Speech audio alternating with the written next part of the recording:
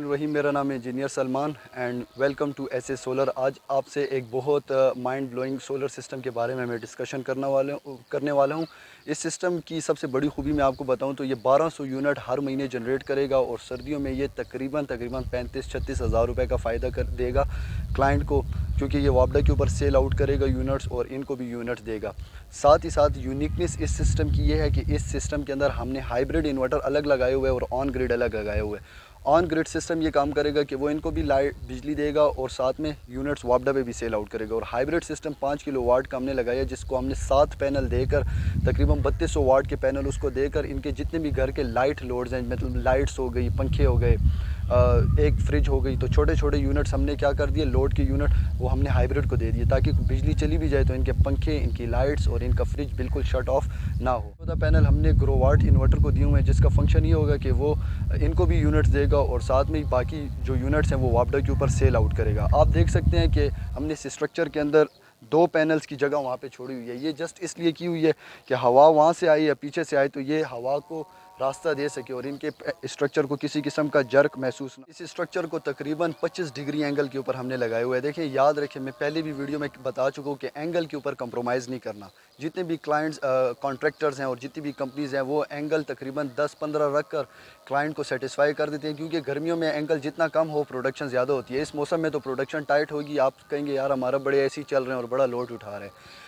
लेकिन सर्दियों में मसला ये होगा कि सर्दियों में आपका जो सूरज होता है वो हॉरिजेंटल पे आता है, तो फिर वो सूरज की जो शुआएँ हैं या जो फोटोन रेज़ है वो इसके ऊपर डायरेक्ट पड़ती नहीं है, तो इसकी प्रोडक्शन काफ़ी ज़्यादा कम होती है।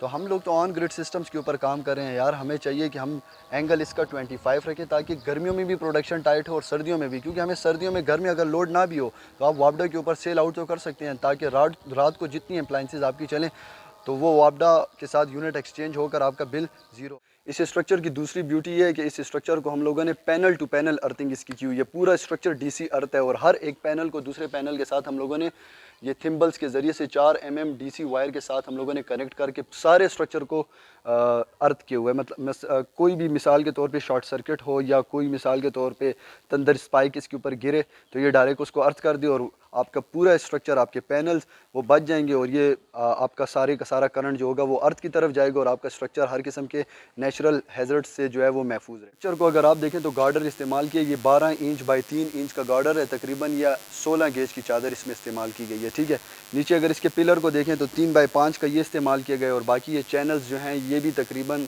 1.5 बाई 3 के ये भी इस्तेमाल किए गए हैं। सारे स्ट्रक्चर को आप देखें, यहाँ पे नट बोल्ट्स लगे हुए हैं, कहीं कहीं पे हमने वेल्ड किए हुए हैं लेकिन ज़्यादातर नट बोल्ट्स लगे हुए हैं। इसके साथ भी और पैनल्स के साथ भी जो है वो नट बोल्ट। चीज़ शेयर करना चाहता हूँ कि देखें, जो स्ट्रक्चर से वायर आई है वो सारी ये पीवीसी फ्लेक्सिबल पाइप के अंदर हम लोगों ने, क्यों ये कोई वायर आपको खुली नज़र नहीं आएगी।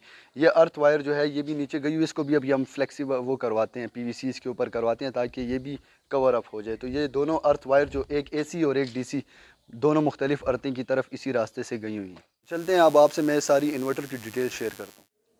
अच्छा जी, जैसे आप देख सकते हैं प्रॉपर डक्टिंग जो है ये हम लोगों ने की है। यहाँ पे कैमरे में मैं आपको बता रहा हूँ डक्टिंग यहाँ पे की है। यहाँ पे हम लोगों ने ये इसके लिए ये कंबाइनर बॉक्स लगाए हुए हैं। ठीक है, ये आप लोग देखें, ये ग्रोवाट इन्वर्टर के लिए ये ब्रेकर लगा हुआ है। ठीक है, ये टेस्ला के लिए लगा हुआ है, ये इसकी एसपीडीज़ डीसी एसपीडीज़ ये लगी हुई हैं। ठीक है, नीचे हम लोगों ने एसी एसपीडी लगाई हुई है, ये 3 पोल सही, और इसके साथ ये 3 पोल जो है ये ब्रेकर है, ये एसी का ग्रोवाट को जो इनपुट हो रहा है सही है, और ये टेस्ला को जो इनपुट हो रहा है ये और आउटपुट ये उसके ब्रेकर हैं। ये 2 पोल और ये इन और आउट के हैं सही है, और ये उसके लिए जो एसपीडी हैं ये हम लोगों ने लगाई हुई है ग्रोवाट और टेस्ला के लिए। ठीक, प्रॉपर हम लोगों ने इसको अंदर से भी डक्टिंग की हुई है, कोई वायर आपको खुली हुई नज़र नहीं आ रही, सारा क्लीन सिस्टम है यहाँ पे।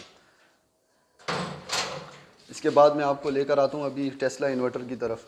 तो इस टाइम तकरीबन 5:30 बजे का टाइम है और हमारी ग्रिड की तरफ से कोई इलेक्ट्रिसिटी नहीं आ रही है। तकरीबन 219 वाट जो है हमारे पैनल जनरेट, बल्कि 370 वाट हमारे पैनल जनरेट कर रहे हैं और इनका घर का लोड भी इन्होंने सारा उठाया हुआ है। ठीक है, इसके बाद मैं आपको ग्रोवाट इन्वर्टर की तरफ लेकर आता हूँ। इस इन्वर्टर का काम ये होगा कि ये ग्रिड से इलेक्ट्रिसिटी लेगा और उसको देगा भी वापस, इनके घर के लोड को सोलर और ग्रिड को मिक्स कर कर दोनों को चलाएगा।